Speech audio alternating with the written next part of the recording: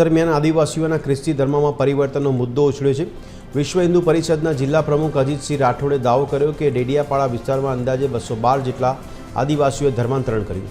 વીએચપીએ આક્ષેપ કર્યો કે ગુજરાતમાં ધર્માંતરણ વિરોધી કાયદો હોવા છતાં આદિવાસી પરંપરાઓ અને દેવી દેવતાઓ પર મોટો ઘાત કરવામાં આવી રહ્યો છે, જેનો તેઓ સખત વિરોધ કરશે અને જરૂર પડે તો આંદોલન પણ કરશે।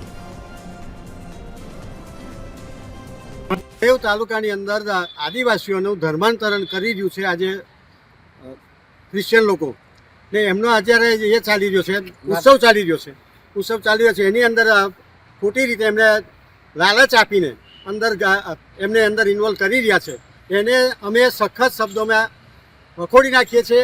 એના વિષય પર અમે અઠવાડિયે એક મિટિંગ કરીએ છીએ, એ લોકોને સમજાવીએ છીએ આદિવાસીઓને, ને એને અટકાવવાના પ્રયત્નો કરીએ છીએ। આદિવાસી લોકોને ક્રિશ્ચિયન લોકો લાલચો આપીને, ખોટી લાલચો આપીને એમને ધર્માંતરણ કરાવે છે। ખોટા બધા એમના ભગવાનના બધા એ બતાવે છે, જે આપણા ભગવાનને ખોટો પાડે છે। આદિવાસીની સભ્યતા અને સંસ્કૃતિ એ ધર્મપૂર્વી છે। આદિવાસી એ પ્રકૃતિને પૂંજનારો છે। આજે પણ અમારા હિમાલય દેવ, ગમાણદેવ, ખડાના દેવ, વાઘદેવ અને અમે સૂર્ય, ચંદ્ર, નદી અને પહાડોને, પેડોને પૂંજનારા આદિવાસી સમાજ છે। ત્યારે જે તે સમયે 1970-80ના દાયકામાં આ વિસ્તારોમાં ખ્રિસ્તી મિશનરીના લોકો આવ્યા। એમણે શિક્ષણ, આરોગ્ય અને રોજગાર પર ભાર મૂકીને કેટલીક સેવાકીય પ્રવૃત્તિ આ વિસ્તારમાં કરી, જેને આકર્ષિત થઈને આદિવાસીના લોકોએ ખ્રિસ્તી ધર્મ પણ અપનાવ્યો છે। કોઈને એક ધર્મમાંથી બીજા ધર્મમાં જવું હોય તો એના માટેનો નિયત નમૂનો છે।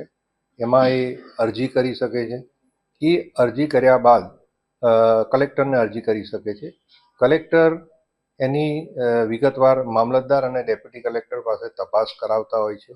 તપાસના અંતે કલેક્ટરની પાસે જે આખી ફાઇલ તૈયાર થઈને આવે પછી એની રૂબરૂ સુનાવણી થતી હોય છે, અને રૂબરૂ સુનાવણી દરમિયાન ડિસ્ટ્રિક્ટ કલેક્ટરને જો લાગે તો એમાં કોઈ પણ નિર્ણય લઈ શકે છે।